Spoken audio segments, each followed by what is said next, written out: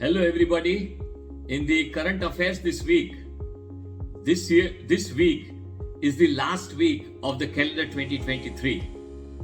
And the good news is that this year ended with a positive note.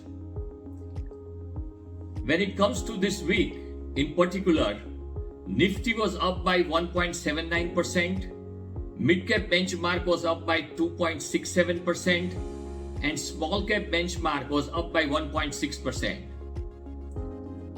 The interesting news this week and the trend changing news which we have been looking at since last a few weeks is that FII once again bought Indian stocks to the extent of rupees 8,648 crores, and also the DIIs bought stocks worth rupees 666 crores.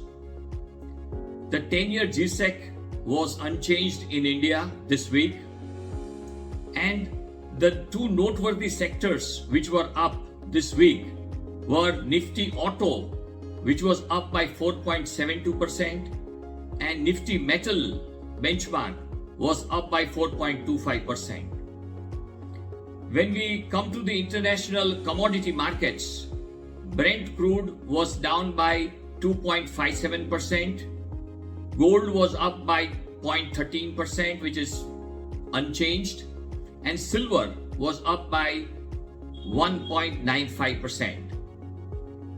In the US market this week, the Nasdaq and S&P 500 and also the 10-year GSEC yield all remain unchanged. This week happens to be, as I said earlier, the last week of 2023.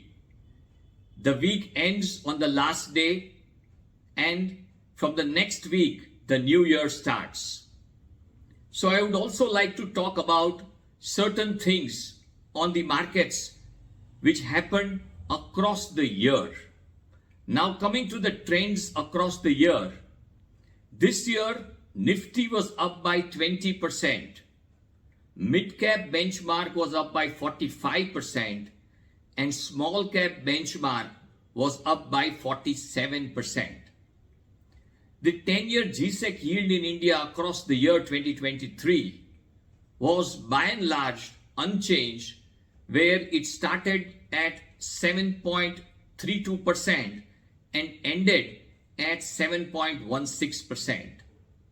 But the most noteworthy element this year was that as far as the investors in the stock market are concerned, the FIIs this year, 2023, were net sellers to the extent of rupees 13,194 crores.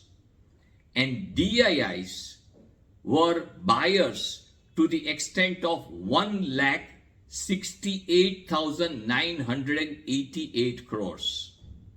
So the entire rally in the stock market was fueled by only one engine, and which is the DII. The FIIs this year in aggregate were completely absent.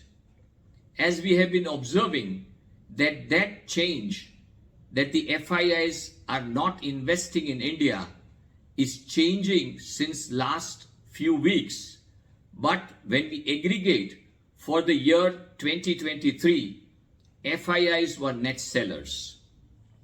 So if we think of a scenario that in the next year, if the trend of investments by FII continues in India, and DIIs, as we know, are going to be quite active in net buying in the Indian stocks for the reason that they get a huge amount of money by SIPs, then the Indian stock market could be fueled by double engine, which is FII and DII money both.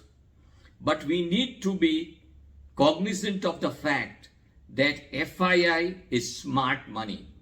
They know valuations, they understand valuations, and they would not invest mindlessly at a valuation which they don't find comfortable, because they have the entire world at their disposal to invest in.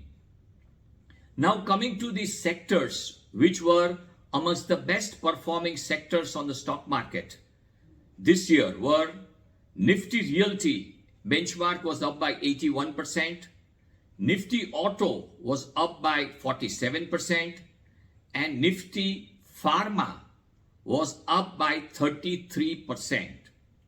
So all these sectoral benchmarks were up by a percentage which is much beyond what the market's average performed. It is noteworthy that the banks were sharp underperformers. They were just up by 12%. Against the benchmark increases, overall, the banks were sharp underperformers. Let us see that in the year 2024, there is a mean reversion and the banks are once again in the limelight or not. But the fact remains that globally, the biggest of the big banks are not richly valued. The companies which are richly valued outside of India globally are more of technology companies, and the banks, and as I said, the biggest of the banks are not so richly valued. Coming to the commodity trends yearly, Brent crude was down from $85 to $77, which is a decline of around 10%, which has been a positive news for India.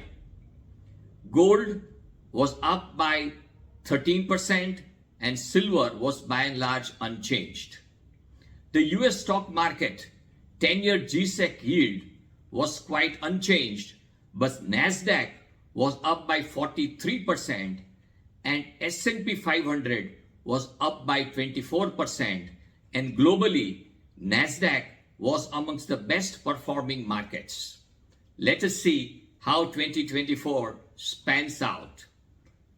All the best for the new year 2024. Thank you.